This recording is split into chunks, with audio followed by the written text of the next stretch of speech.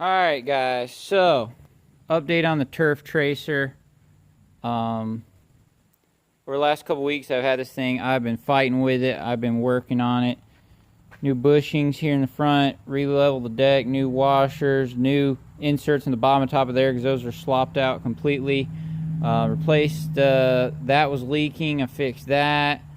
Trying to think. A few other things, but here's the main thing. I've had this off 3 times. This little tensioner.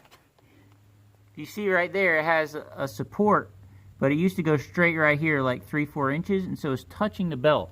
See, the guy, he had put a newer Exmark deck on here, which he didn't tell me any of this, but I found this out later.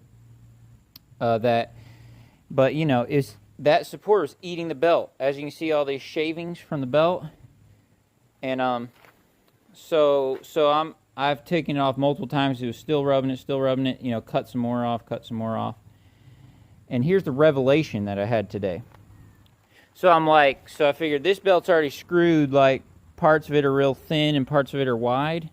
And so I'm like, you know, even if I fix the problem, the belt's going to still be wobbling so much, this screwed up belt, that I'm not going to be able to tell if it's fixed or not. So I bought a new belt, which it's on there. But here's the thing. You have to remove your little safety brake. This bolt's on the back, so when you disengage the blades, it goes against that little brake pad, and it slows the pulley down underneath the engine. You know, that thing's around behind it. When you turn the blades off, it goes. You know, it goes against that little brake. You know, as you undo that lever, the belt's spinning under there. There's an extra pulley on the bottom, and this little brake thing's waiting. Pretend that brake thing is my hand. When you take the blades off, it goes against that blade or that brake, and that way the blades don't just keep rolling after you turn it off. I think that's what it's for. But man, I cannot get that thing. I wrestled with that thing. I pushed hard with my foot under there on that pulley, trying to get it forward enough to get that thing to the holes, but it isn't even close. And I know it's on there the right way, whatever. But here's the thing. Here's what my breakthrough is. I figure, well, I wonder if it makes a difference if the blades are on or off, or what. And so I did that, and I went and looked, and that's when I found my revelation on this thing. Check this out, guys. Watch. See, I never looked at this because I always worked at when you're up here. You know, when you're up here and you're driving the mower and the blades are on, you can't see anything. But take a look at this. Look at this right here. That's the problem. That's the problem this whole time, which, as you can see, I still needed to file that anyway. But this right here is the problem. It's pressing hard against that with probably 50 pounds of pressure. And so it's a revelation, really, for me on this thing because, you know, now I think I'm going to be able to get it fixed. Because I've had this off 3 times. I've been wondering, why is it still shaving the belt? What the heck is going on? And so now I know. So I'm either going to get some washers and raise that up and then bring that down. But that may be a problem because when you raise the deck up real high or low, as you can see, this thing comes down like 1.5 inches and has a little ditch where that spring rides. I wonder if I could cut it off like right there and make a little ditch right up flush with this and bring that spring all the way up here, right underneath this, and then it might clear it perfectly, and that might fix the problem. So that's what I'm thinking. I'm going to do something like that. Either I'm going to do it, or I'm going to have someone that has some kind of little ditch thing to fix that. But a huge revelation on this thing. I've been fighting with this mower for weeks, wondering why it's not working right, wondering why, you know, it's having these problems, and now I think I got it. So before I run this new belt that I bought, another thing is the belt. I just measured the belt out, and the belt that it calls for in the manual is not the right length because it's a different deck. So all this is different. And you can't use the new Exmark belt because that is different too. So I just thank the Lord I took this off before I broke it, put my tape measure right here, measured it out, 142. And so I went on eBay, bought a belt that's 142 inches in the 5/8 width. So that belt actually goes on a 60-inch Toro 0-turn, but it works perfect on here. So I just got to get that fixed, And then I think I'm in the money with the Turf Tracer. I hope you guys are doing well. And that's an update on the Turf Tracer. I've been doing a lot of work to it. It's been a lot of hours.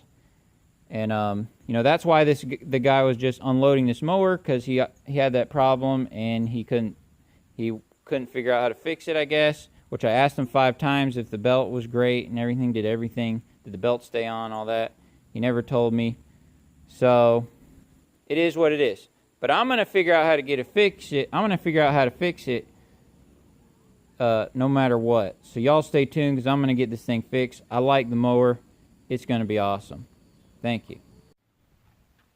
I replaced the discharge flap as well. I bought this whole thing, 67 bucks, and straightened all this out the best I could. It was bent up. It was all bashed in really bad over here. So that's another thing. And the deck is not perfect. It has a slight twist up back there, but it doesn't affect the cut quality, because it doesn't twist down, it twists up just a little bit. But it's a great cutting mower if I get this fixed. I think I'm going to try to fix it myself, because I think that I could take my grinder or something and make a ditch right up close up underneath it, raise that spring up, you know, an inch, and I think that would solve the problem. So let's see if I can do it. It's a pain in the butt taking all this off and doing all the spring and stuff, but see what I can do. Alright guys, as you can see, not too bad. Did the best I could with my grinder, and we'll put it on there, but I think that's going to work. I do. Spring, it clears it. Like the first coil actually is like just past this, so even though it's close, I think it's going to work. I think it's going to work. I'm going to cut it, you know, halfway between those 2 ditches. And then I'm going to put this washer underneath just to raise it up just a hair. And hopefully it won't raise it up too much where it would jump off of this, but I think it won't. Boys, update. I do have the cover in there that goes right here in case you want to know, and you might not care, but if, you know, some of y'all may ask if I have it, but as you can see, I made it. Oh, let's see if we can get a little closer. And it looks pretty good. It's not bad. I did a quick spray paint job.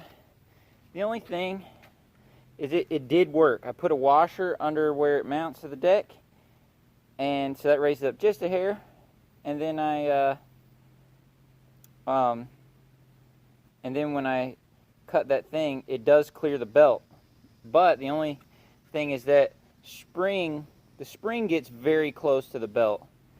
But I think that might be okay. Because, like, you know, before it was totally just pressing against it with that metal thing. So, I mean, it's pretty close to the spring. Well, I'm saying once the blades are engaged, it's pretty close to that spring, so it might touch that spring some, like, might wiggle a little and hit it. But I think it's going to work great.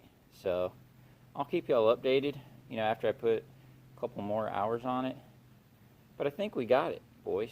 I think it's going to be just fine, so. I got a funny mechanic story that I got to share with you, because as you know, I'm not a professional, but I am pretty handy. And I'm very excited about this mower now. With the blades on, it works great. Like, I just tested out in the yard with the, you know, put a bungee holding the safety thing.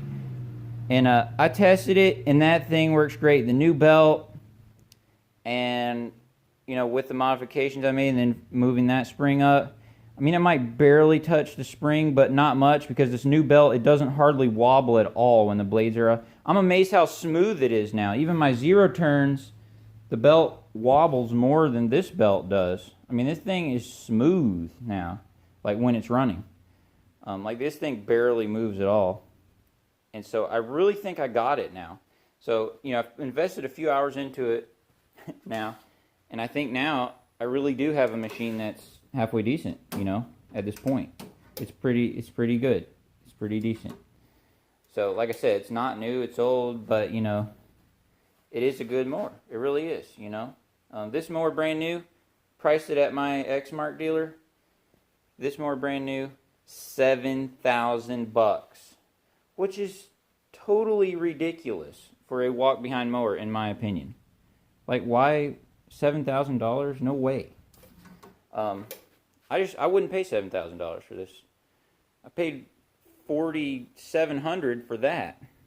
So I'll never pay $7,000 for one of these more, but I may get a Ferris one in the future. You can get those around $4,200 or so in my area, somewhere in that range. But anyway, let me get back to the story.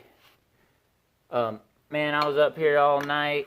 I was trying to get this, you know, the little blade brake, and I had it like this.